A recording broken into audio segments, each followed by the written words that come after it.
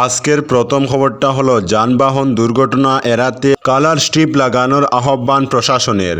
হাইলাকান্দি জেলায় দুর্ঘটনা এড়াতে যানবাহনে রিফ্লেকটিভ কালার স্ট্রিপ লাগাতে প্রশাসন থেকে আবেদন জানানো হয়েছে।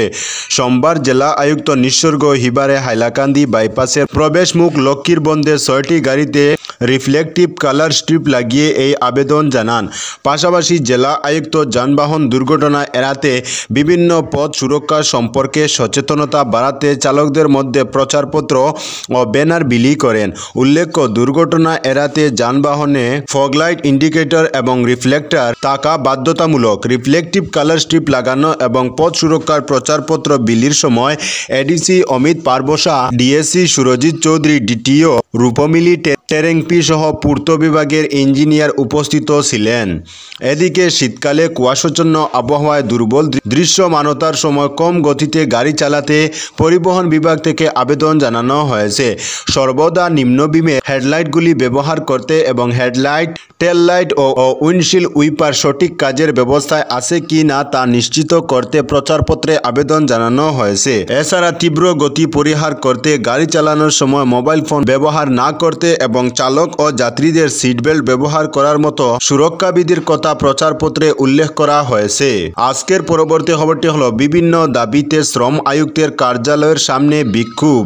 সারা অসম নির্মাণ শ্রমিক ইউনিয়নের ডাকে বিভিন্ন দাবিতে শিলচর শ্রম আয়ুক্তের কার্যালয়ের সামনে শতাধিক নির্মাণ শ্রমিক বিক্ষোভ প্রদর্শন করেন। সোমবার জেলার বিভিন্ন স্থান থেকে উপস্থিত হয়ে বিক্ষোভ প্রদর্শন করেন শ্রমিকরা।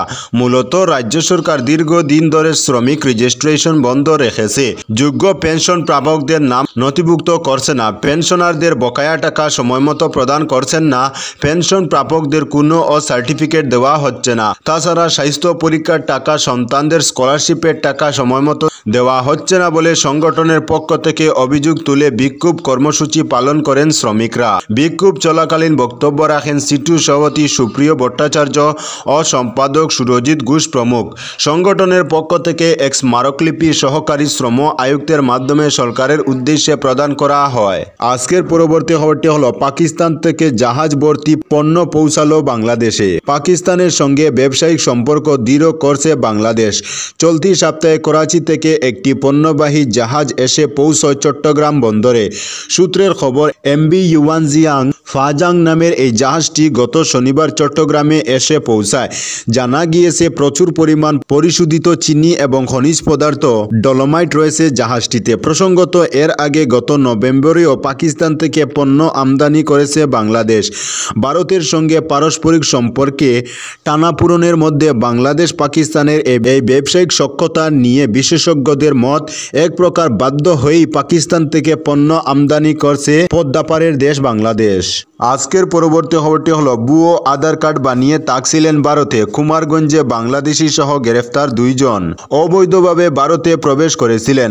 তারপর থেকে বছর খানেক ধরে আত্মগোপন করে এদেশেই রয়েছেন এক বাংলাদেশি নাগরিক। অবশেষে রবিবার গভীর রাতে কুমারগঞ্জের ডাঙ্গারহাট এলাকা থেকে ওই বাংলাদেশি নাগরিককে গ্রেফতার করেছে কুমারগঞ্জ থানার পুলিশ। ধৃত বাংলাদেশির নাম রবিউল ইসলাম।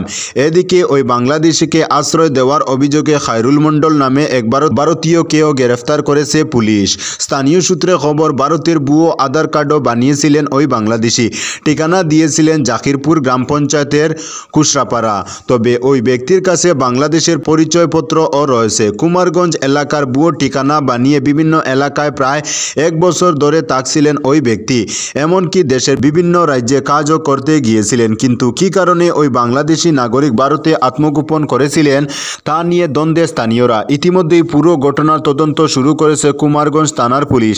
এদিকে সোমবার ধৃতের জেলা আদালতে তোলা হয়। বিচারক 2 জনকে 5 দিনের পুলিশি হেফাজতের নির্দেশ দিয়েছেন। আজকের পরবর্তী খবরটি হলো পার্লামেন্টে আপত্তিকর মন্তব্যের জেরে বিজেপি নেতা শুভেন্দুকে জুতোপেটা। ভারতের পার্লামেন্টের ইতিহাসে এত ন্যাক্কারজনক, নোংরা এবং কুরুচিপূর্ণ বক্তব্য আর আগে কোনো সংসদ সদস্য দিয়েছেন বলে ইতিহাসে উল্লেখ নেই। শুভেন্দু অধিকারীর এমন মন্তব্যে পুরো ভারত জুড়ে সমালোচনার সৃষ্টি হয়। কাণ্ডজ্ঞানহীন মন্তব্যের সময় ভারতের বিরোধী দলীয় নেতারা উপস্থিত ছিলেন, যার মধ্যে রাহুল গান্ধী, প্রিয়ঙ্কা গান্ধী ও সরকার দলীয় নরেন্দ্র মোদী, অমিত শাহ সহ গুরুত্বপূর্ণ ব্যক্তিত্বরা উপস্থিত ছিলেন। স্পিকার এই বক্তব্যের চরম বিরোধিতা করেছেন এবং শুভেন্দুকে তিরস্কার করেছেন। শুভেন্দু অধিকারী বেশ কিছুদিন ধরেই ভারতে বাংলাদেশের বিপক্ষে চরম আপত্তিজনক বক্তব্য দিয়ে দাঙ্গা বাঁধানোর চেষ্টা করে যাচ্ছেন। ভাইরাল হওয়া একটি ভিডিওতে ওই সময় সংসদে উপস্থিত মমতা ব্যানার্জিকে সম্পূর্ণ নিশ্চুপভাবে বসে থাকতে দেখা যায়। প্রায় সময়ই নানা ইস্যুতে মন্তব্য করে আলোচনা ও সমালোচনার জন্ম দেন পশ্চিমবঙ্গের বিজেপি নেতা শুভেন্দু অধিকারী। এবার পশ্চিমবঙ্গের মুখ্যমন্ত্রী মমতা বন্দ্যোপাধ্যায়কে নিয়ে কুরুচিপূর্ণ মন্তব্য করায় জনরোষে পড়েছেন এই বিজেপি নেতা। জনরোষের মুখে শিকার হয়েছেন মারধরেরও। জানা গেছে, সম্প্রতি পশ্চিমবঙ্গের নন্দীগ্রামে এক পথসভায় গিয়েছিলেন তিনি। ভারতীয় পার্লামেন্টে তৃণমূল নেত্রী মমতাকে নিয়ে কুরুচিকর ও অপমানজনক মন্তব্যের জেরে ক্ষোভে ফেটে পড়েন দলের নেতাকর্মীরা। পথসভা শুভেন্দু অধিকারী এলে তার উপর চড়াও হন মাঠের কর্মীরা। জানা গেছে, জুতো দিয়েও মারা হয় শুভেন্দুকে। আজকের পরবর্তী খবরটি হলো, বাংলাদেশের কাছে 200 কোটি রুপি পায় ত্রিপুরা, জানালেন মুখ্যমন্ত্রী মানিক সাহা। বাংলাদেশের কাছে বিদ্যুৎ বিল বাবদ ত্রিপুরা 200 কোটি রুপি পাওনা রয়েছে বলে জানিয়েছেন ভারতের উত্তর পূর্বাঞ্চলীয় রাজ্যটির মুখ্যমন্ত্রী মানিক সাহা। সোমবার 23 ডিসেম্বর ভারতের রাষ্ট্রায়ত্ত বার্তা সংস্থা পিটিআইকে দেওয়া এক সাক্ষাৎকারে এই তথ্য জানিয়েছেন তিনি। বিদ্যুতের বকেয়া জমে গেলেও বাংলাদেশে বিদ্যুৎ সরবরাহ বন্ধের বিষয়ে এখনও কোনো সিদ্ধান্ত নেওয়া হয়নি বলে জানিয়েছেন মানিক সাহা। ভারতের বিদ্যুৎ কর্পোরেশন লিমিটেডের মাধ্যমে এনটিপিসি বিদ্যুৎ ব্যবসা নিগম লিমিটেড এবং বাংলাদেশ পাওয়ার ডেভেলপমেন্ট বোর্ডের মধ্যে স্বাক্ষরিত একটি চুক্তি অনুযায়ী প্রতিবেশী বাংলাদেশে 60 থেকে 70 মেগাওয়াট বিদ্যুৎ সরবরাহ করে ত্রিপুরা। পিটিআইকে দেওয়া সাক্ষাৎকারে মানিক সাহা বলেছেন, বাংলাদেশ আমাদের বিদ্যুৎ সরবরাহ বাবদ প্রায় 200 কোটি রুপি দেয়নি। বকেয়ার পরিমাণ প্রতিদিন বাড়ছে। আমরা আশা করছি তারা বকেয়া পরিশোধ করবে যাতে বিদ্যুৎ সরবরাহ ব্যাহত না হয়।